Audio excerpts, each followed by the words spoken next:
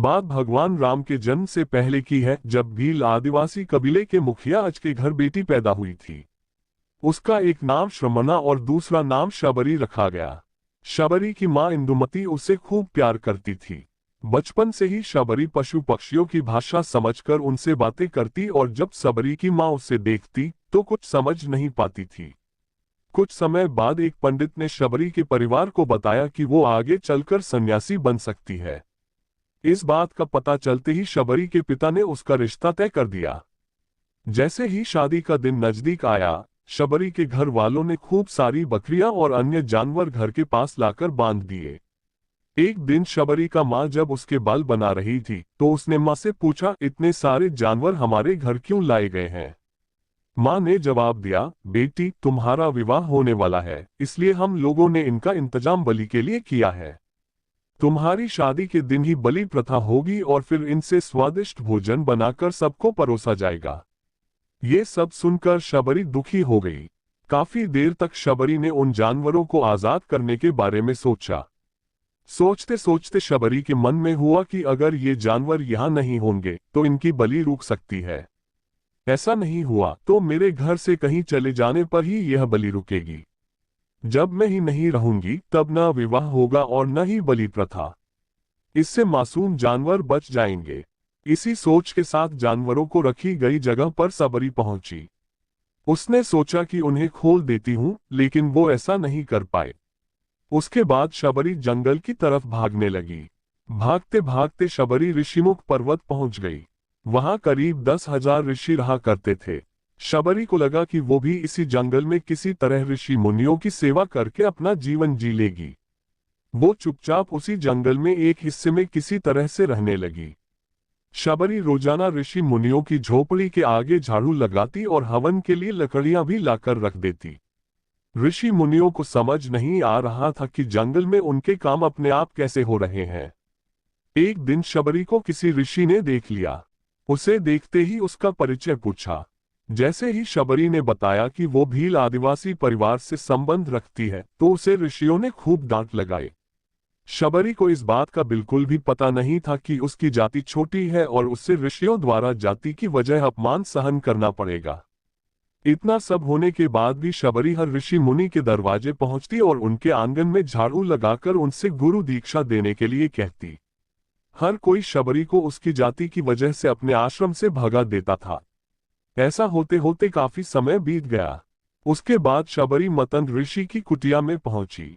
वहां पहुंचकर मतन ऋषि को शबरी ने बताया कि वो उनसे गुरु दीक्षा लेना चाहती है। उन्होंने खुशी खुशी उसे अपने गुरुकुल में रहने दिया और भगवान से जुड़ा ज्ञान देते रहे। शबरी ने भी अपने गुरु मतन ऋषि की सेवा करने में कोई कसर नहीं छोड़ी। वो गुरुकुल के भी सारे काम करती थी। शबरी से खुश होकर मतन ऋषि ने उसे बेटी मान लिया था। समय के साथ मतन ऋषि का शरीर बूढ़ा हो गया। उन्होंने एक दिन शबरी को अपने पास बुलाया और कहा, बेटी मैं अपना देह त्यागना चाह रहा हूं। बहुत साल हो गए इस शरीर में रहते रहते।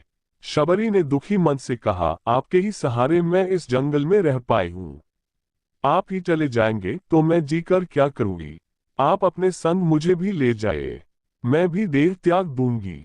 मतन ऋषि ने जवाब दिया, बेटी तुम्हें चिंता करने की जरूरत नहीं है। राम तुम्हारी चिंता करेंगे और ध्यान भी रखेंगे। शबरी ने राम का नाम सुनने के बाद पूछा, वो कौन है और उन्हें मैं किस तरह से ढूंढूंगी? मंत्र ऋषि ने बताया, राम कोई और नहीं भगवान है। वो तुम्हें सारे अच्छे कर्मों का फल देंगे। तुम्हें उन्हें ढूंढने की कोई जरूरत नहीं है। वो एक दिन खुद तुम्हें खोजते हुए इस कुटिया में आएंगे और तुम्हें उनके हाथों ही मोक्ष मिलेगा। तब तक तुम इसी आश्रम में रहो। इतना कहते ही मंत्र ऋषि ने अपना शरीर त्याग दिया। शबरी के मन में मंत्र ऋषि के जाने के बाद से एक ही बात थी कि भगवान राम स्वयं उससे मिलने आएंगे। वो रोज भगवान राम से मिलने के लिए बाग से अच्छे अच्छे फूल लाकर पूरा आश्रम सजाती और भगवान के लिए बेर तोड़कर लाती। भगवान के लिए बेर चुनते हुए शबरी उन्हें चख लेती थी ताकि भगवान वो सिर्फ मीठे बेर ही दे। रोजाना शबरी इसी तरह भगवान के दर्शन की आस में फूल और बेर इकट्ठा करती रहती थी। इसी तरह इंतजार में कई साल बीत गए। शबरी का शरीर एकदम वृद्ध हो गया। एक दिन आश्रम के पास के ही तालाब में शबरी पानी लेने के लिए गई। तभी पास के ही एक ऋषि ने उसे अछूत कहते हुए वहां से भागने के लिए कहा और एक पत्थर मार दिया। वो पत्थर जब शबरी को लगा तो उसे चोट लगी और खून बहने लगा।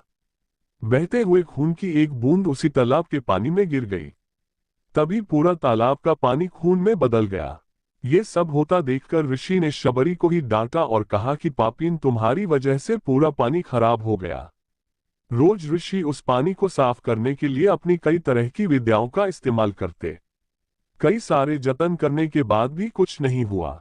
फिर उन्होंने गंगा जैसी कई पवित्र नदियों का जल भी उस तालाब में डाला। फिर भी तालाब का पानी साफ नहीं हो पाया और वो खून जैसा ही रहा। कई सालों तक तालाब के पानी को साफ करने की कोशिश के बाद भी कुछ काम नहीं आया, तो ऋषि ने थककर सब कुछ छोड़ दिया। इस घटना के कई सालों के बाद भगवान राम अपनी पत्नी सीता के हरण के बाद उन्हें ढूंढते हुए उसी तालाब के पास पहुंचे। ऋषि मुनियों ने उन्हें पहचान लिया। भगवान को वहां देखकर ऋषियों ने तालाब का पानी साफ करने के लिए भगवान को अपने पैर उसमें डालने के लिए कहा, लेकिन पानी जैसे का तैसा ही था। ऋषि मुनियों ने भगवान से भी कई अन्य जतन करवाए, लेकिन वो पानी जस का तस खून जैसा ही रहा। तब भगवान ने ऋषियों से पानी के रक्त में बदलने की कहानी पूछी। तब ऋषि ने शबरी को पत्थर मारने वाली सारी बात बता दी। उसके बाद कहा कि वो महिला ही अपवित्र है, छोटी जात की है, इसलिए ये सब हुआ है। उसी वक्त भगवान राम ने कहा, ये सब आप लोगों के खराब वचनों से हुआ है। शबरी को इस तरह के शब्द बोलकर आप लोगों ने उसे नहीं बल्कि मेरे दिल को घायल किया है। इसी घायल दिल के रक्त का प्रतीक ये तालाब का लाल पानी है। आगे भगवान राम बोले, कहाँ है वो माई, मैं उनसे मिलना चाहता हूँ। तब तक शबरी उसी तालाब के पास पहुंच जाती है। इस दौरान शबरी के पैर को ठोकर लगती है और कुछ भूल उस तालाब में गिर जाती है। तभी सारा पानी साफ हो जाता है। भगवान सबसे कहते हैं कि देखिए, आप लोगों ने क्या कुछ नहीं किया, लेकिन पानी साफ नहीं हो पाया। अभी सिर्फ इनके पैर की थोड़ी सी धूल ने ही तालाब का पानी साफ कर दिया। भगवान राम को शबरी पहचान चुकी थी। उन्हें प्रणाम करके शबरी ने कहा, भगवान आप मेरे साथ कुटिया में चलिए। भगवान भी खुशी खुशी शबरी के साथ चल पड़े। फूलों से शबरी ने भगवान राम का स्वागत किया। वो सीधे बेर तोड़ने के लिए भाग गईं और चक चक कर उनके लिए बेर लेकर आए। उन्होंने बड़े ही प्यार से भगवान राम और उनके भाई लक्ष्मण को बेर दिए। भगवान राम ने भी उतने ही प्यार से उन बेर को खाना शुरू किया। तभी बेर देखकर मुंह बनाते हुए लक्ष्मण ने कहा, भैया ये बेर जूठे हैं, इन्हें आप कैसे खा सकते हैं? भगवान ने जवाब दिया, लक्ष्मण ये जूठे नहीं बल्कि बहुत मीठे हैं। शबरी माए हम सब के लिए ये बहुत प्यार से तोड़कर लाए हैं।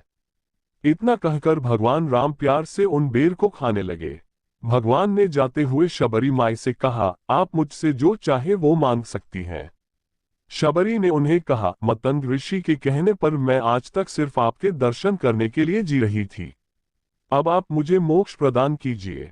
मैं अपना शरीर आपके सामने ही त्यागूंगी। उसी वक्त शबरी ने अपना शरीर त्याग दिया।